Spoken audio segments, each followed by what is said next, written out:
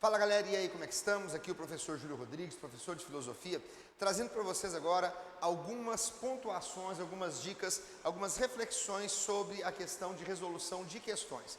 Claro que a teoria é muito importante porque ela sustenta a questão, mas ao mesmo tempo é muito importante que você tenha essa noção de como se constrói uma resposta em uma questão de múltipla escolha, uma questão que pode ser dissertativa e assim por diante. O que é importante que vocês entendam?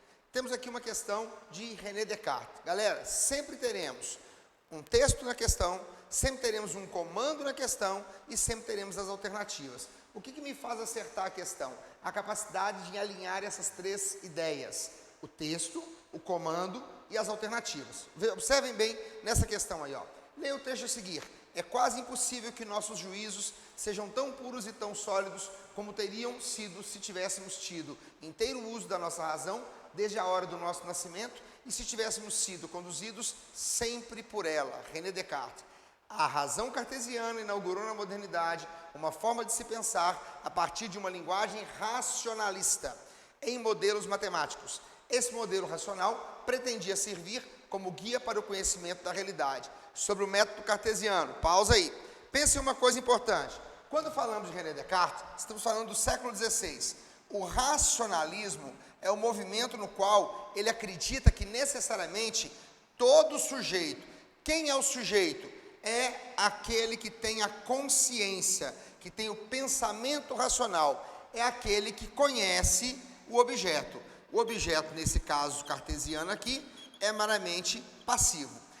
Tentem entender essa modalidade. Para o pensamento cartesiano, apesar dele estar tão pertinho ali da idade medieval, no qual a fé era o sistema mais fundamentado, René Descartes resolve partir sobre uma outra instância. Qual instância? A dúvida. Com a dúvida, ele pensa que se duvidar de tudo, ele vai conseguir alcançar o verdadeiro conhecimento. É óbvio que isso passa necessariamente pela capacidade que o sujeito tem de compreender-se no mundo no qual ele vive. Então, qual que é a nossa questão? Veja o nosso comando. A razão cartesiana inaugurou na modernidade uma forma de se pensar a partir de uma linguagem racionalista. O racionalismo aqui, ó, inspirado em modelos matemáticos. René Descartes era matemático. Esse modelo racional pretende servir como guia para o conhecimento da realidade. Qual realidade? A realidade concreta. Sobre o método cartesiano, observem as alternativas. A correta é a letra C. Considera em duvidar de tudo a partir da dúvida. Parou? O que ele diz? Se duvido, penso. Se penso, existo. Penso, logo existo. Ou cogito ergo sum. Percebam que para René Descartes, o duvidar prova que eu existo. Não, o duvidar prova que eu penso. Porque a dúvida não está flutuando, ela está na mente. A mente está no cérebro. O cérebro está no corpo. O corpo, então, existe. O pensar leva necessariamente essa condição de existir. E se eu existo, eu penso. Se eu penso, eu existo.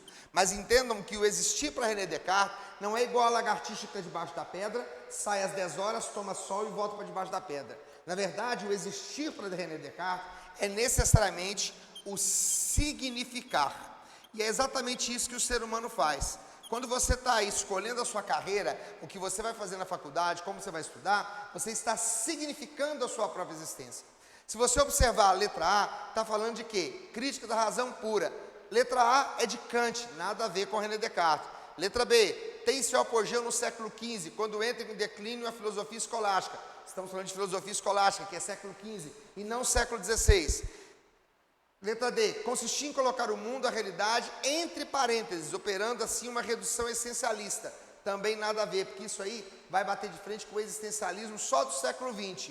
E a letra E foi duramente combatido pelos filósofos contemporâneos, a Descartes não tendo assim exercido influência em nenhuma geração posterior. Pelo contrário, exerceu influência em todas. Então, a mais consistente, a mais adequada é, sem dúvida nenhuma, a letra C.